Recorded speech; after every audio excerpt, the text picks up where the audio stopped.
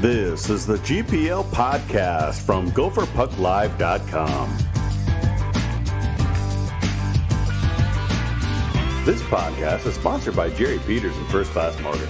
Our expertise, your peace of mind. Visit us at firstclassmortgage.com.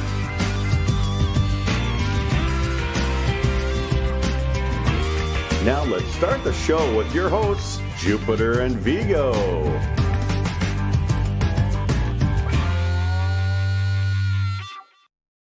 Good evening and welcome to the GPL podcast, episode number 208. Well, Viggs, we delayed it a day. You had a previous engagement last night. I hope you've defrosted. I dressed for the weather. I was in lots of layers. I knew what I was getting into, and it was a lot of fun to be there. You know, it's a once-in-a-lifetime experience. I mean, I don't know if this will ever happen again, especially after the fallout from everybody talking about the conditions. But I was very comfortable for the game. I was happy to see them win 3-0. It was an impressive performance of the U.S. men's national team, getting goals off of set pieces. You know, that's kind of USA soccer like we expect. Well, we'll get into that a little bit, but it's just because I'm curious. It just seemed like a blast. But we have a returning guest. The former Gopher making his second appearance on the show, Eric Schierhorn. There he is. How you doing, man? Hey, guys. Thanks for having me on. It's good to be back. Well, you know, I figured we'd have you on again because, well, for one. There's not any goalie news, is there? The goalie situation the last month, a bit of a talker. Mm-hmm. And I thought that we would, eventually get some of your thoughts here on, all that whole situation. But I'm just glad you could join us again. Yeah. Do I get the title recurring guest now? You do. All right. Yeah, I'll take it. We might have to keep you and bring you back more often. All right. Perfect. I love doing it. Well, right before, we brought you on, I was talking with Viggs here about that why we didn't go on Wednesday night, because Viggs was at the U.S. soccer match last night, and 0 degrees, something like that, Viggs. Honduran players getting hypothermia. And, of course, I saw the U.S. national men's team tweeting out only in Minnesota to get people without shirts on. It was cold. You were dressed appropriately. But tell us about the atmosphere. How fun was it, even with the weather? Well, I think there was just kind of a feeling of excitement. Like, I ran into a bunch of people who I know, follow the soccer program around, and, seeing them in the concourse. I got there at like 5:15. So I was there almost like an hour before kickoff, just taking it. Yeah. And, I wore 5 layers, so I was ready for it. I thought about bringing some cardboard or styrofoam to stand on. I was like, nah, it's not that bad out there. And it was really comfortable, and I had a great time, had a couple of beers, and enjoyed it. Eric, did you play any outdoor games?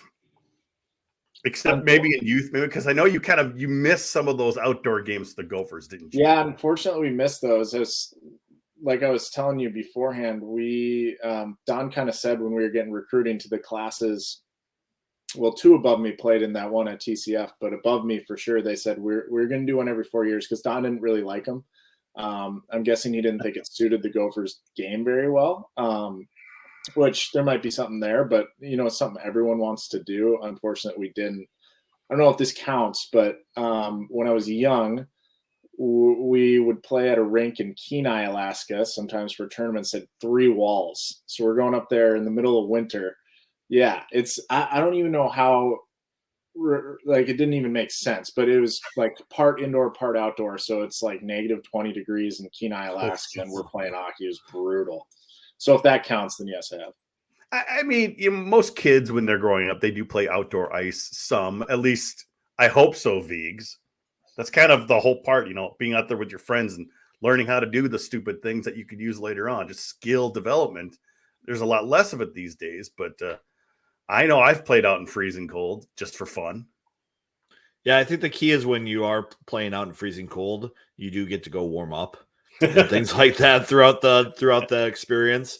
So that's a little different in soccer, where you have like 45 minutes where they're just out there going. Like I saw Matt Turner, the goalie for the U.S., kind of running sprints at the top of the box to stay warm, and And, during some of the long timeouts, he'd go get a blanket, wrap himself. I was just like, well, luckily there was no intense for them. Did he have officially any saves? I don't know if he did. He didn't get a lot of work, that's for sure. Oh, boy. And then they took away, he had been at the Vikings practice facility, Eric. Yeah. And they gave him one of those hand warmers that go around your waist. 30 seconds in, the referee's like, take it off. Really? I'm like, they should have let both goalies just do that. Who cares? Yeah. Well, the thought that I just had on the goalie too is when it's that cold, the ground's got to be rock hard, right? And you're diving all over the place. That can't feel good.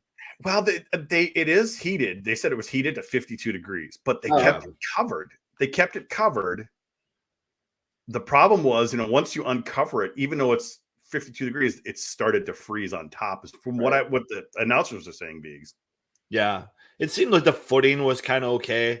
You can also blame it on the cold too. The players probably had a hard time getting going sometimes for some of the things, and then the ball was frozen too. So did they keep switching them out as much as they could? Yeah, they switched them out, and the kids on the sidelines would put them under their sweatshirts to try to get some body heat warmth on the balls. But things freeze pretty quick. I had a beer, and as I was going down, the sides of the beer would kind of freeze to the plastic. It was amazing. So.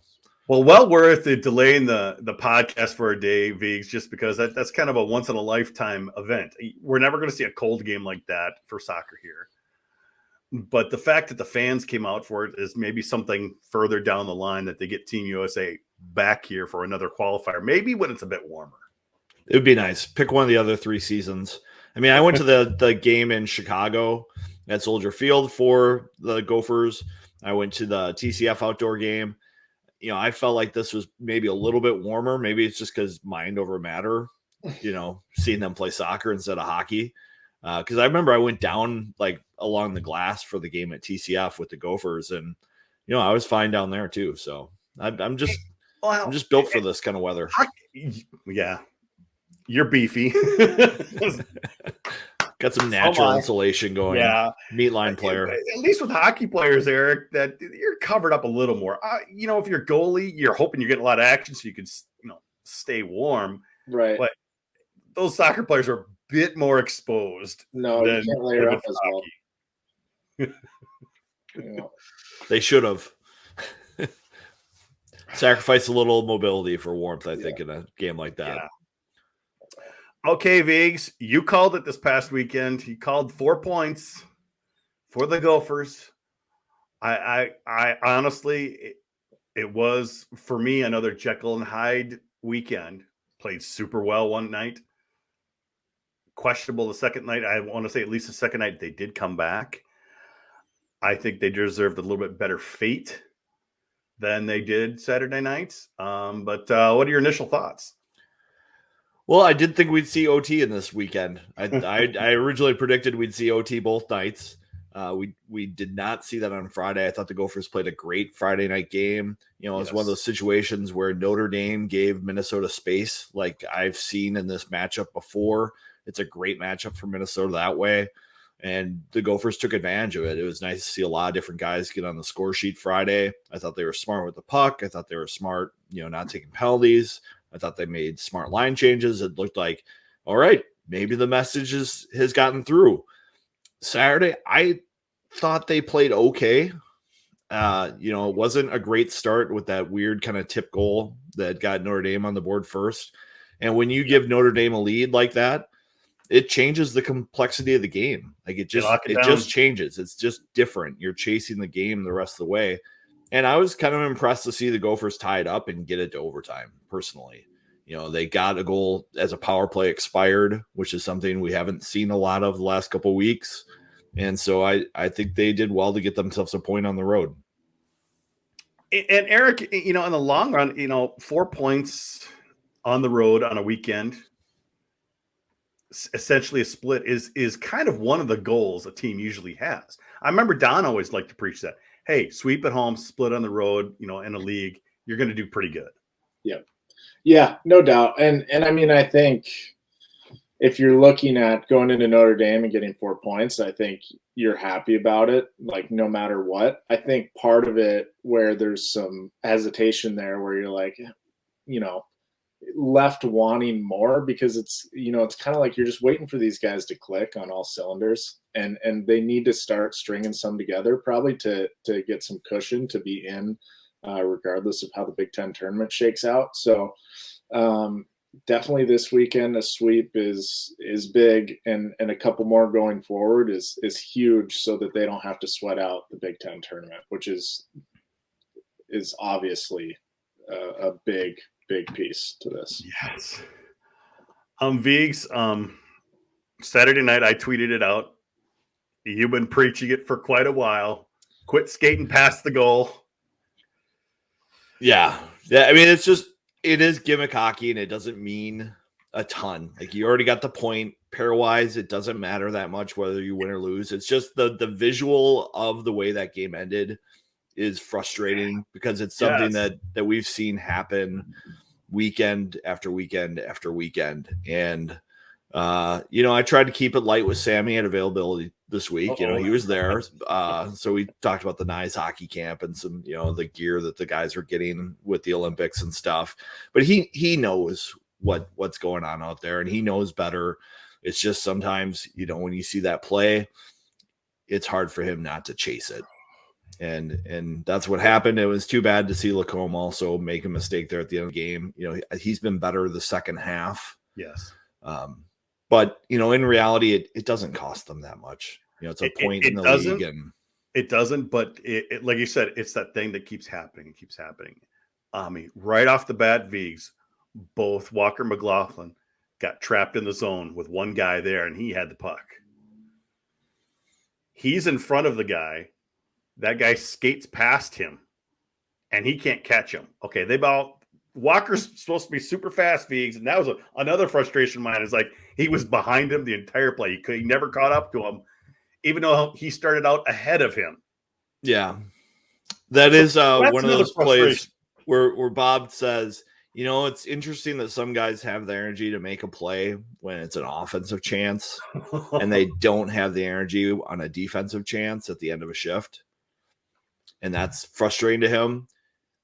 He didn't re-emphasize that point at any time after the game Saturday, but it's going in his head. He's like, if you had a chance to join a rush the other way, you might have found the legs to get in front of him. But I don't think we want to spend the entire podcast going after that, because I thought they played well on Friday and for most of Saturday. You're right. They played well. And I thought at the end there, Close was kind of left hung out to dry, Eric. Essentially a 2-on-1 that ended up being kind of a broken play. I want to talk about Close because obviously this goalie situation has been crazy, but I would guess that it really helps a lot when the team defense in front of you is playing really well. Yeah, no doubt, and it's nice to see shots early. I felt in a couple of games he's been able to get a rhythm. I think I talked about this last time on the podcast, but it's so important to get, just a few worm burners on the ice so you can stick to the corner, feel good about your game, which I felt that he's had, and he's played really well. He has played really well. I went to that the Michigan game where they won 2-1 in overtime. He was awesome in that game. And he doesn't look skittish at all. He's not coughing up rebounds that are clear shots from the point or anything, and he's out on top of his crease. He's confident. He's moving confident.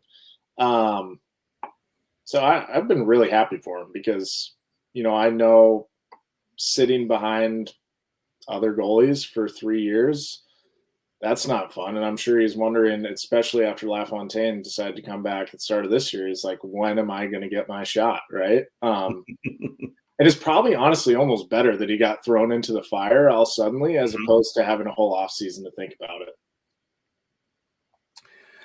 Or the flip side, if the goalie in front of him were to struggle, and he's still on the roster and everyone's trying to get that goalie his confidence back somehow, because they've ridden him before, and now you're the goalie that's having some good games. Yeah. And imagine if it was like an injury for LaFontaine or something like that, and now Closer is kind of playing the way he is right now. You'd be having some uncomfortable time in the locker room, I would think. Yeah, no doubt. No doubt. But if you think about it, though, LaFontaine wasn't playing that great, Eric. When we had you on previously, he was struggling. I mean, around 90%, save percentage, sometimes below. He wasn't doing great. And I think, like Vig said, he was the guy. Motzko was not going to play anybody else. And I think he just kind of wanted to say, hey, guys, start playing better in front of him. It kind of builds his confidence too. Mm-hmm. And we never got to see that come to fruition. He does get to sweep at Michigan State. The next day, he's going to Carolina. Yep. Yeah. What a whirlwind that was. I want to hear your guys' thoughts on that. I know I'm not the host of this podcast, but I'll fire it. Well, honestly, I remember I texted Viggs that day. I go, it looks like he's gone. He's like, no, he's not gone. No, this is not happening. And then Viggs is like, oh, crap. Yeah. I mean, I talked about this that week after he signed. I understand the personal decision to pursue the dream of playing in the NHL and getting the money. That's a really amazing opportunity for him. It's a great chance to check off that box that he's done that. But at the same time, he probably doesn't see it from the fan perspective that his tie to Minnesota fans now will always be tarnished somehow. And I know that's probably not fair, but now every time he's back or whatever, I think there's going to be a lot of tension there because the fans feel hung out to dry. And it doesn't seem like the locker room is that way. When he left, there's all these Instagram posts saying nobody deserves it more. Go get him. Have a great time. But for the fans, it's really tough to stomach. And then now to see him in Chicago in the AHL and not in the NHL, it's like, was it worth it? It's hard to explain. I mean, Eric, you know better about, what goalies face when they try to turn pro because there's just one net at every level. Mm-hmm. Yeah. And it's tough to even get a shot. Yeah. No, it's tough. And, the way I see it is that I'm sure he thought, well, first of all, I'm not envious of the position he was put in because that would suck. That's just blatantly, that would suck. But the way I see it is, like you said, he wasn't having the best year. I mean, I still think he's an awesome goalie, but he was struggling, and he's an older goalie, and I'm guessing Carolina was kind of like, hey, we don't know what we would do with you after this year. This is your chance to sign. You get a signing bonus. And it's a lot of money. I mean, it's not like, he's not set for life, but like, that's a lot of money. And so would he have gotten that money at the end of this year had he wrote it out? Probably not. Would he have gotten NHL games in the future? Well, he'd have to grind in the AHL and work his way up to eventually do it. It wouldn't come this soon. And I also heard that Carolina told them that Ronta was going to be out, like maybe not the rest of the year, but significantly. I mean, he's already back, I'm pretty sure. So there's those factors that I'm sure he felt like, well, maybe if I sign after this year, I'm getting $60,000 salary, no signing bonus in the AHL. If I sign now, I'm getting $90,000 salary, and they guaranteed him a handful of NHL games. The opportunity cost of that is at least $150,000, which again, that's a lot of money. Change. Yeah, that's not pocket lint. So, yeah, it's tough. I don't blame him. I wouldn't have blamed him either way for his decision, and that's his to make. But I understand other people's viewpoints on it. But it got even crazier, Viggs, because then it leaves an open spot. Then Boynton's sick. And you have to have two goalies no matter what to start a game. Otherwise, you have to cancel or forfeit the game. And Bartashevich literally got approved a couple hours before that game he had to dress for, Viggs. Yeah, so pretty crazy for him, too. It's not just Laffer and close. It's just some complete craziness behind the scenes. Well, and then Youngstown grabbed some kid from a prep team to fill out their roster in the USHL. You know, there is just like this trickle down, and I'm sure there's some Bantam goalie that got called up to the high school team in South Kent. You know, it's just crazy how that impacts everything. Who knows what role Boynton or Baraskevich are going to play this year, if any. You know, if Baraskevich doesn't play, he saves his red shirt. Who knows what his future is? I'm sure he'll get a nice, cool set of pads out of this deal right away, like Boynton did this past week. But we don't know what the Gophers have there. Bob's been very cautious in how he talks about anybody behind closer. And he's kind of hinted that someone will get a chance, but he hasn't really been real clear when that would be or how that would happen. I think he's hoping that closer keeps playing like he is, because he's an aggressive goalie who needs to read the play and get out front on top of his crease and attack pucks. And he's been doing that pretty well so far. How did it work when you were playing, Eric? I mean, it got to a point where you're switching a lot of time with Robson at one point. I mean, is that something that would Don make the decision, or would the goalie coach come in and say, hey, this person look? How did that work? Because, you know, Motzko's kind of give us the feeling that he kind of lets the goalie coach do his thing, and maybe he doesn't input as much, but I mean, that's just what he says. Don't let him fool you. don't let him fool. The head coach is making that call 10 times out of 10. I don't care who it is.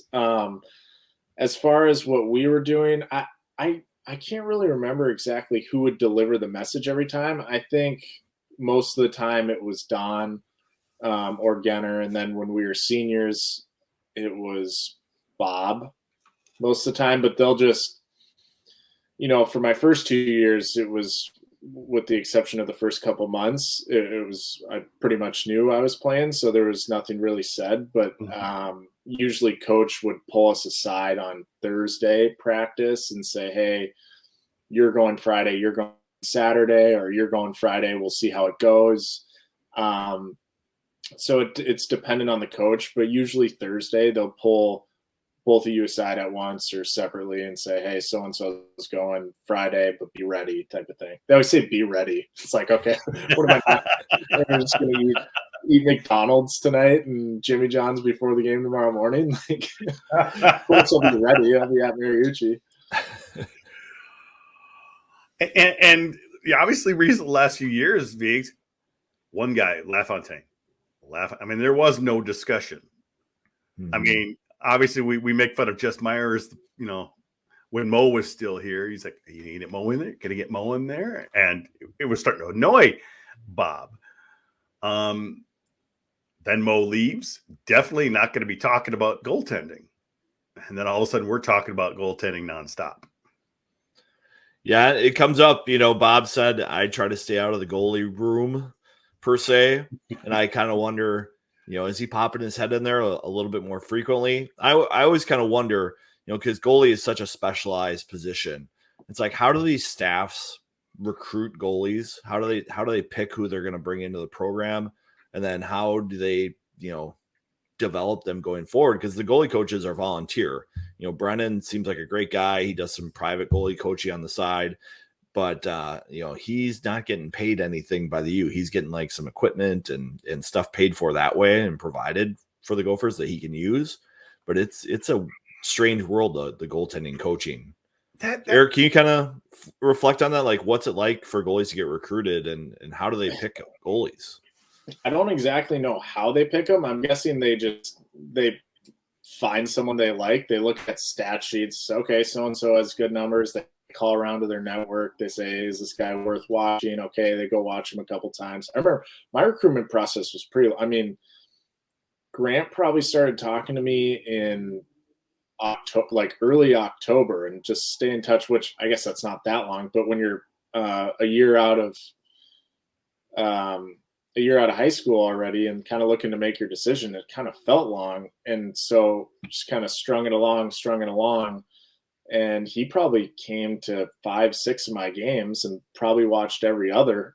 So it was a relatively extensive process. But I would guess, you know, they're talking to scouts, whether it be NHL or and USHL coaches asking guys. And then if they find someone that they like on video and stuff, they'll go watch them a couple times, because you can you need to read better in person on someone's makeup as far as, okay, what do they like after they let in a goal? Like, how confident do they look out there? And then as far as once you're in, I know for us, I had Justin Johnson, my first 2 years goalie coach, great guy, great coach. And then Andy Kent in your senior year, they would usually come twice a week to practice and be at most home games. They traveled very rarely. But yeah, it's a dicey conversation about should there be a paid goalie coach position? Because obviously the Gophers could, but Niagara couldn't. So that's kind of a competitive disadvantage. But it's kind of ridiculous that you can't pay a goalie coach. Like, what do you expect? You expect these guys to do this for free and put in, however many hours a week? Like, no. And that's kind of what I was thinking. I mean, think of football leagues and how many paid coaches there are. It's ridiculous. Right. It's insane. There's so many people on the payroll, like in Alabama. Like, they need a huge conference room just to even do their game plan prep. It's out of hand. And I saw some quotes from Carolina that was really going after the college game with how they treat players. And when I saw that at first glance, I was like, yeah, that's probably true. They probably should have full-time goalie coaches to help these guys develop. And he wasn't talking about that. He was talking more about how guys, get their scholarships pulled at the last minute, or, their scholarship percentages get moved around. NHL does the same BS. Yeah, the NHL promises you games and then sends you to Chicago. Yeah, but I do think goalies probably get a little bit of a short shift in college because you don't have a dedicated coach, and they probably deserve it. Yeah. The college hockey staffs are tough. Like, the hockey ops guy isn't really supposed to be an on-ice coach. He's not supposed to help. He's supposed to be more behind the scenes stuff, but that's a paid position. It would make sense to have a goalie coach get paid. And think about it. When Laffer ended up getting his NHL start, somebody put out the number of Minnesota goalies, or that played at the University of Minnesota, that actually have played in the NHL. And really only 2 of them have played significant amount of games. It was Stauber and John Blue. Oh. That's 35 years ago, Viggs. Yeah, that's interesting. I mean, a couple games here and there. I think it even said Frazee might have even had 1 game in the NHL. Oh, did he really? But not many have played significant games. Really, it's only those 2 that had any impact or games. It's definitely a surprising thing. I need to shrink it. But even college, there haven't been a ton of college goalies that have gone on to be successful. If you look up the makeup of the NHL, there's starting to be more Americans who are being goalies, but not a ton of them are college guys. We're seeing some of those bigger development guys like Demko and Campbell and some of those other guys who've gone that route find the net, but it's not the frequent path. I mean, recently, the only ones I could think of, we had Ryan Miller played a very long time. Elliott had his time at St. Louis for a while. Quick. Yeah. Bishop. But you're right. It is very thin. The only thing I'd say about the not many goalies from Minnesota, which you would think because Minnesota's been so consistently good for so long. I'm just off the top of my head, I can't really think of any school that has consistently pumped out goalies with the exception of Maine. Well, Wisconsin did for a while. Who do they have? Elliott. Who else played? Yeah, you got to go back to the 80s and 90s. But I mean, modern days. Yeah, modern days. It is all. Like if you think about, okay, so Maine had Bishop, they have Swayman now, they have Jimmy Howard, Scott Darling. Just as recently off the top of my head, that's 4. But like then from there, you're picking and choosing this school to have NHL guys. You would think maybe a school like Minnesota would have more than the average, but like it doesn't really seem like, without digging into the stats, that any school does really, besides Maine, for whatever reason. And Minnesota, obviously, John Blue and Stauber had significant games, but they certainly weren't superstars, Viggs. I just think that goalie is a tough position to evaluate and project and develop. And, there's room for improvement there. I know Minnesota hockey has really emphasized at their lower levels, teaching coaches how to coach goalies and develop goalies. And you want to have guys, get that training early on and like goalie. It shouldn't just be, who wants to play goalie? You want to look for a good athlete, that can play the position. But you even think of it. You think about somebody like Jim Craig, obviously the '80 Olympic team, played out of his mind, in college and for the Olympic team. He disappeared after that, Viggs. He really did. It's hard to be consistent. I think when you're looking at goalies and you're recruiting, if you're looking at stats as like your first sift, I feel like you're going to miss a lot because the team that's in front of you dictates a lot of those statistics. They look in the NHL at the top tier goalies in terms of stats and then the top tier in terms of evaluating, and it goes up and down. Like it's very hard for people to play goalie at a high level for a long time. And it's complicated to evaluate, I think. Brever, don't tell Mankato this discussion. Did you know he's named after Dryden, Ken Dryden? Can't wait to hear that 500 times during the tournament. Eric, how would you like to play behind that Mankato team where you only see 10 shots a game every once in a while? It would be nice. Bored. However, you let in 2 and your stats go to hell. So there's a spin zone for you. But yeah, it would be nice to play in a system like that, no doubt. So credit to them. Credit to McKay too, though. He does well. At the end of the day, oh yeah, he still stops a lot. I'm surprised he wasn't named a Team USA. Maybe they just felt, hey, we're taking the Mankato coach. We don't want to take the player. Yeah, I don't know. Their goalie decisions were a little odd to me. Didn't they take someone from Lincoln, like in the USHL? They took what's his face from Michigan. I know that he'd be the starting goalie, maybe Straussman. But he was playing in the Swedish. Yeah, hockey so league. that makes sense. I just assumed that there was, I figured they'd find someone in Russia, or I guess they found someone in Sweden, like a couple guys, that are just bona fide, good European goalies, that are pro, right? Like you'd think that a pro is better than college. I find myself wondering if Hastings begged them not to take McKay. Well, but like we say though, like goalie's a hard position. Like there aren't a lot of USA goalies that have found spots in Europe and the KHL. Yeah, because there aren't a lot to pick from. Guys. Yeah, so it's a completely different beast this time. Eric should have kept playing. Yeah. You could have been an Olympian. You could have got the nice Ralph Lauren gear. I didn't see anyone from the French league on the Olympic team.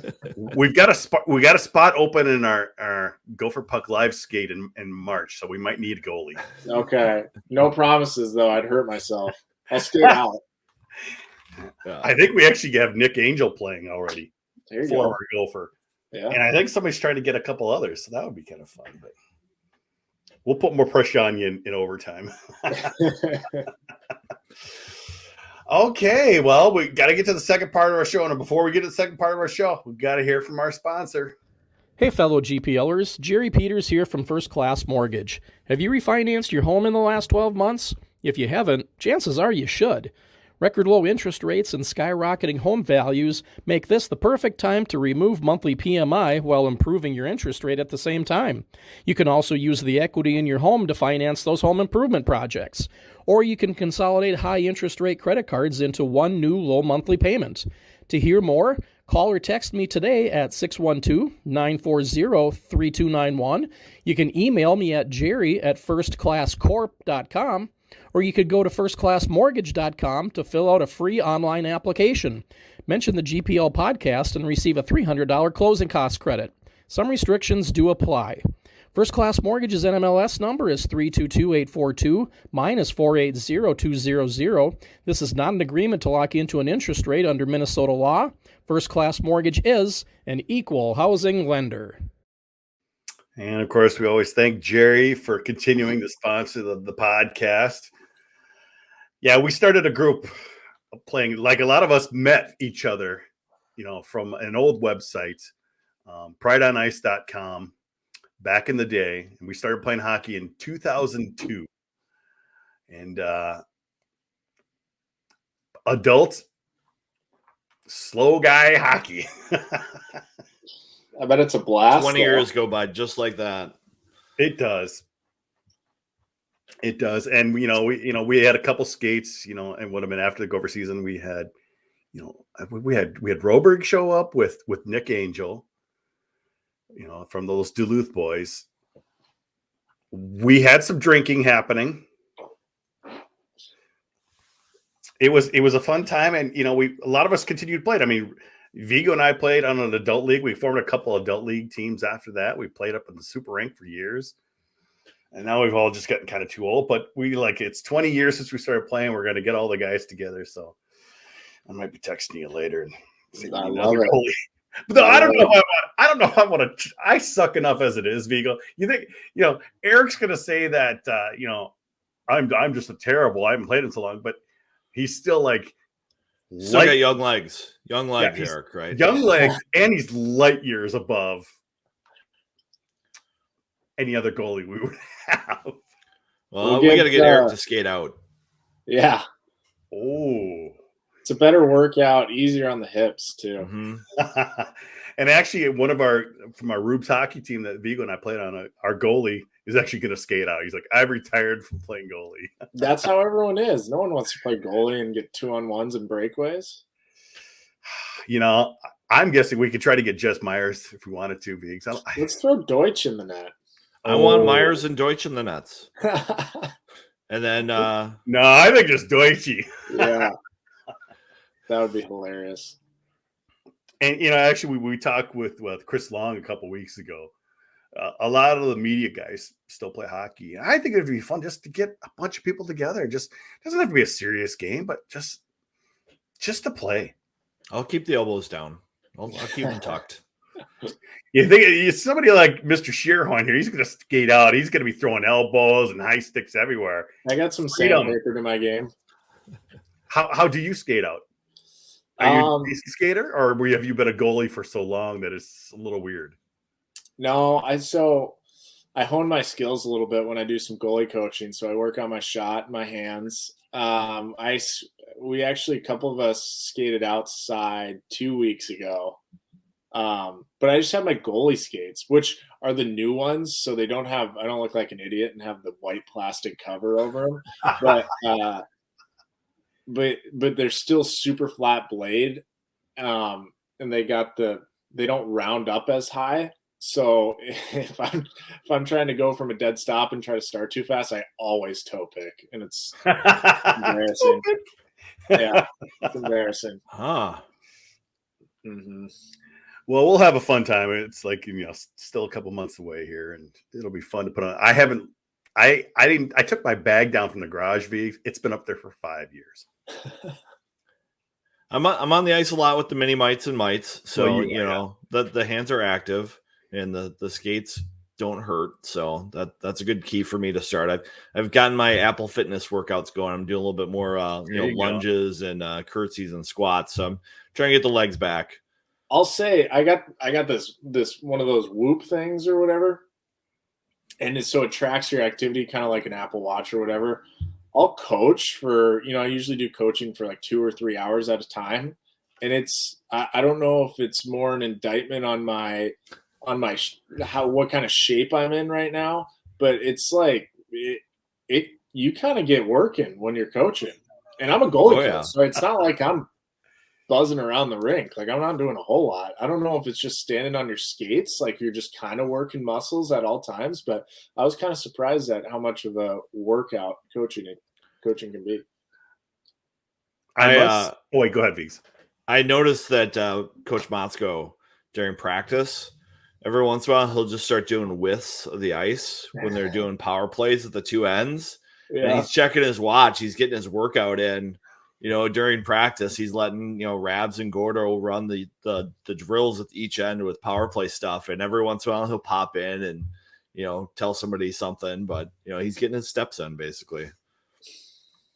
Nice. I have found that, it's mostly your lungs that are affected, but I've enjoyed playing adult league hockey because it's not a hard on your body that much, Vigs, because you're not playing a checking league.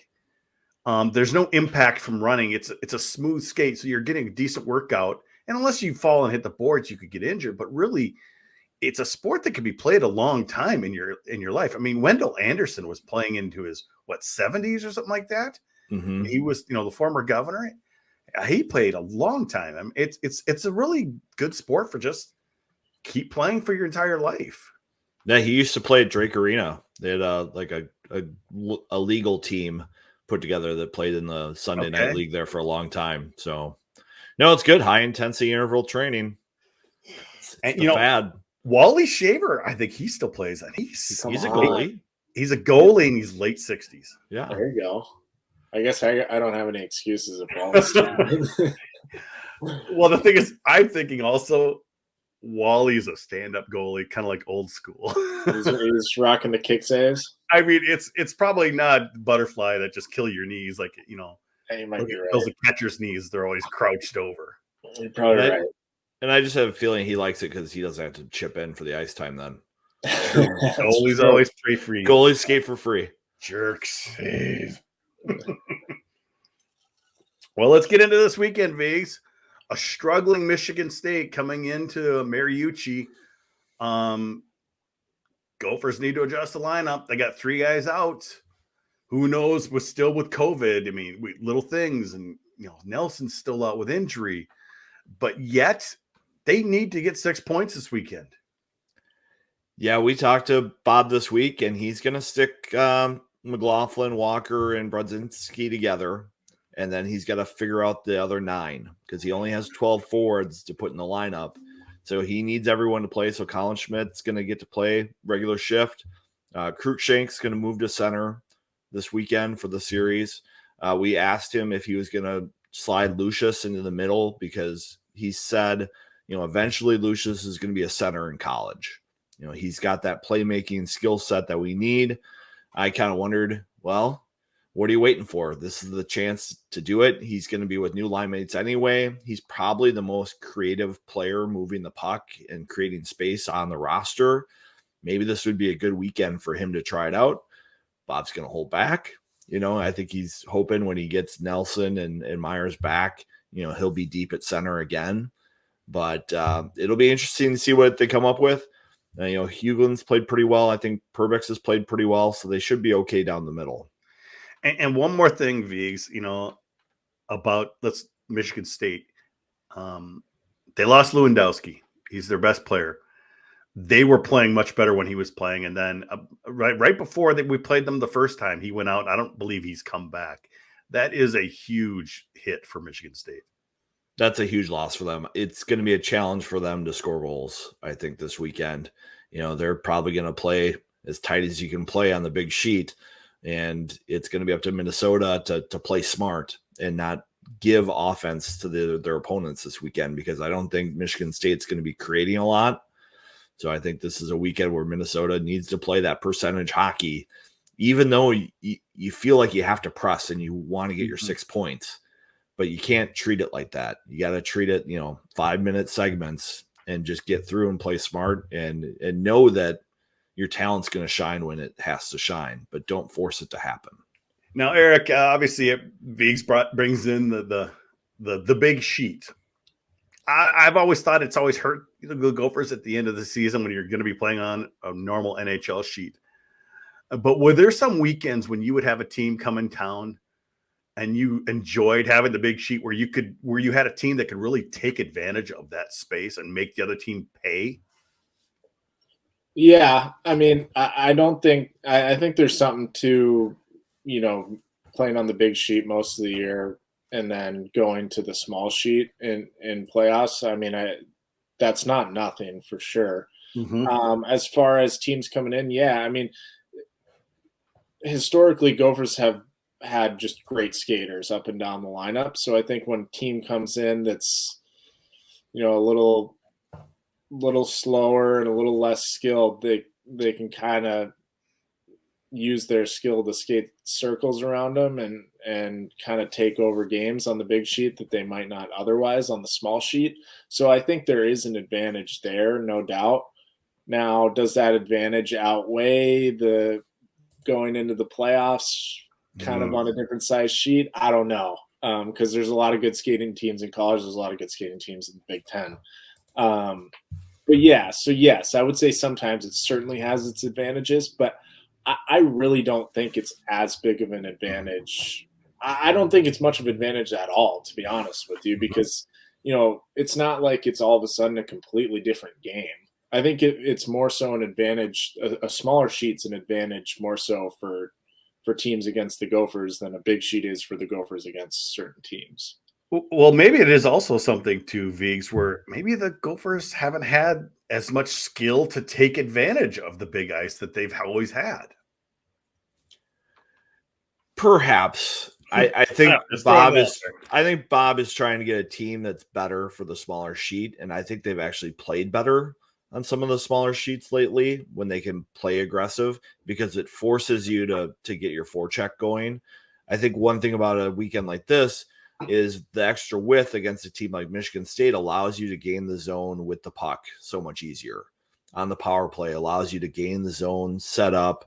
You know, the corners are so deep you can run away, and if Michigan State's going to chase you there, it's actually good for you. You know, so it kind of slows down maybe the power play a little bit and forces you to set up some stuff more in zone.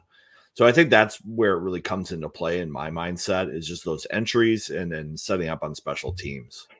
You know, one thing I wanted to mention, Eric, is, you know, probably it didn't affect you as much, but in the Big Ten, there are two rinks, Michigan State and Notre Dame, that have opposite benches. The benches on opposite sides. Does that affect the team at all? Does it kind of confuse players at all? I've always wondered that. I've never, because there's so few rinks that have that. Yeah. It's confused players. No, the advantage comes from coming in and out of the box, because the penalty box is always on the home team side.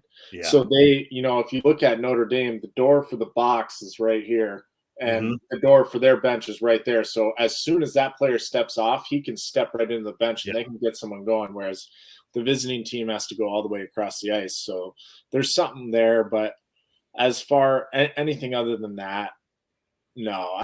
It's so interesting how teams try to gain a competitive advantage like that. I remember one of my recruiting visits I took was to UNO, and they were still building their new rink. So I was walking around, I was getting the whole spiel, and they were kind of talking about some of the tweaks they were making to get that competitive advantage. And they had the, you know, benches on opposite sides, penalty box, and they made the visiting locker room like as far away from where they walk out as possible type of thing. It's funny, all these little things that, I mean, the penalty box thing, yeah, maybe, but you're going to make their walk longer. Like that's not going to matter. I remember playing in the old Coliseum on the fairgrounds. Sometimes you get the locker room. It was like a 4-minute walk or 5-minute walk just to get to the ice. And so you'd always get stuck at the very, very far locker room at the Coliseum. Might be something to 5 minutes. There might be something to 5 minutes. Well, you know, Minnesota does that all the year long, because in a typical arena, Minnesota, at least at Mariucci, is in the visitors' bench. Really? Anyone ever notice that? So when they go on the road, their bench is still in the same spot. They're not having to flip benches. Have you ever noticed that, Viggs? Most home teams are like when you see the TV, you know, when you're facing the benches, the home team is usually on the right. I've never noticed that. Minnesota, they've always been on the left. And then when they go to opposing arenas, they're still on that same side. I don't know if it makes a difference. It's just something weird I've noticed. And I think that's a lot of times why Don liked having the choice of benches at the X, because he would do the exact same thing. He would want that same bench at the X. Just a weird thing I've noticed over the years. I don't know. The old Mariucci used to have opposite sides too, I believe, didn't they, Viggs? They sure did. I grew up just a couple seats away from the penalty box. I got a good education from the students in the rafters above me coming down to tell the players it was all their fault when the Gophers scored on the power play, and that guy had to sit there for his 2 minutes still. And you it was a good time. You could still partially get that feeling if you go to the pavilion and sit in the upper deck. That's what it was. That's how close you were to the ice, and just a crazy place. Yeah, it's cool to be kind of hanging over. I love that place. I mean, in the day, they didn't have that, like at the pavilion, they've kind of have that entrance there when you come in. It took out, when you come in the entrance, you're already on the ice there. There used to be just a wall there, Eric. And, sunshine would come through the windows on afternoons. And it was just. That's awesome. Yes, it was an old dump, and you had to go upstairs to get to the ice, but. That was cool. Yeah, it was. All right. What are you thinking this weekend, Vigs? You got to pick 6 points, right? Yeah, I got to go with 6 this There weekend. you go. There's a lot of changes happening right now to the program as they say goodbye to the guys in the Olympics. They're still waiting for Nelson to come back off his injury. But I think the talent disparity between these two programs right now is pretty big. And Minnesota has been playing well this second half. We haven't seen consistent, 2 games in a row where they are dominant, but they've been very good on Friday. And I thought they've been good enough on a lot of Saturdays. And I think Close is playing well. He is reading plays. He is playing aggressively. He looks pretty sharp for the most part. He's probably not, an elite goalie in college hockey, but you just need somebody who's pretty good right now, I think, with this program. And Minnesota only lost 1 defenseman. They still return a lot of talent, and we thought that would be the strength of this team from the start. And I think they should really lean on that this weekend. And would you still like to see Bob do a little experimentation with Walker, McLaughlin, and I would like to see him just stick with it for a weekend or at least an entire game, because when he has tried it, he's so quick to just go back to what's familiar. And I think Walker looks so much more dynamic in the game when he's playing wing and using his speed, especially against a team like Michigan State like this. They're going to be physical and heavy. If you were to put him on the wing, he's going to pressure that D. You're going to have easier exits, and you're going to have more transition opportunities. Now you're just going to give Michigan State time to build up layers to their net that Walker has shown that he's going to try to stick handle through. And it's just going to be a tough situation for him if that's what he's going to do. We always talk about players. What are your options on the rush? You can go wide. You can cut back and create space and look for a late player. You can put a shot on net, or you can try to cut to the middle and stick handle through people. One of those plays is a very low percentage play. Definitely is. All right, Mr. Schierhorn, I'm hoping you're thinking sweep too. They just need it. They need it. Yeah, they need it, and I think they're going to get the sweep and the 6 points. I mean, like you said, the talent disparity between the two teams it's pretty significant, and I think the Gophers, they have been playing well too. They're one step away from really. I just feel like one step away from firing off 4, 5, 6 in a row. So they're doing the right things, and I think the results are coming. So 6. And Viggs, this is the time to start firing off 5 or 6 in a row. This is the perfect time. Yeah, I mean, they're going to put themselves in a tough spot if they drop games this weekend. That really puts them towards the pairwise bubble. Now is the time to start looking at pairwise and where you're sitting and what you have to do. You can't look too far ahead, but this is a key weekend. This isn't as bad as losing to like an Atlantic Hockey or an independent team, but it would not be good. So let me ask you guys this. What's comfortable for you guys as far as pairwise? If you can get to 8 by conference tournament, you're in a good spot. Yeah, 8, I think you're laughing. I would like when you start getting nervous, 10, 11. I think if you're in the conference tournament at 10, 11 and you lose that first weekend, you're probably going to 13 or 14 and you're on the edge then. If you're at 8 and you lose games, you probably drop to 10 or 11. But remember, Viggs, at the beginning of the season, we said we're not going to be worrying about pairwise. This team should be good enough. That's the frustrating part, because Even Bob knows he's got a good team, and he's got to be frustrated. He can only say it so many times to the media, but he's got to be frustrated that this team isn't where it should be or he thought it should be. Yes, I know Chris Eckes here in the chat is saying that new drinking game is when I, pick at the captain that you should have a drink. That might be a dangerous game. But this team needs Walker and McLaughlin playing their best for them to be successful. We look at the wins. That line is like plus 21 in their wins. It's probably up to like plus 24 in their wins, and they're like minus 32 in their losses. However that line plays is how this team is going right now. The Nyes line, they were super consistent. Well, they're gone. So now, there's more pressure on McLaughlin and Walker to play well. Yeah. And if they play smart and play well, this team is going to go places. But if they keep having these roller coaster weekends, it's going to be tough to pull off that 6-game win streak. We were listening to Frank and Wally talk about the championship teams in 02 and 03. And he said one of the things is that roster could put together 6-8 win streaks. That was something they could do. They could play at that high level for a long time. And to go into a tournament, you need to know that you can do that. All right, boys. Thanks, Eric, for coming on again. Yeah, thanks for having me. It's just nice to have, for one thing, we don't get a goalie perspective, really. we don't. And you've played recently, so it's nice to get that perspective of a recent player who's been there. Yeah, I try to keep fighting the good fight for Goalie Nation. Well, we appreciate you coming on. Viggs, are you working on anything recently? Not yet. Just trying to get through life. Oliver Moore did commit to the Gophers. That's a big win for the program. He is a top player for his age group. He's got that first round potential in him, game breaking speed, a lot of skill. He's one of those guys who's done really well in the AAA circuit, and he's with the development team on the U17 roster, and he's played a couple games with the U18 team too. He's a player that's trying to finish, his 2 years of the development program and then go right to school. So probably going to be a young player in the lineup, but a lot of speed, good win for them in the recruiting battles.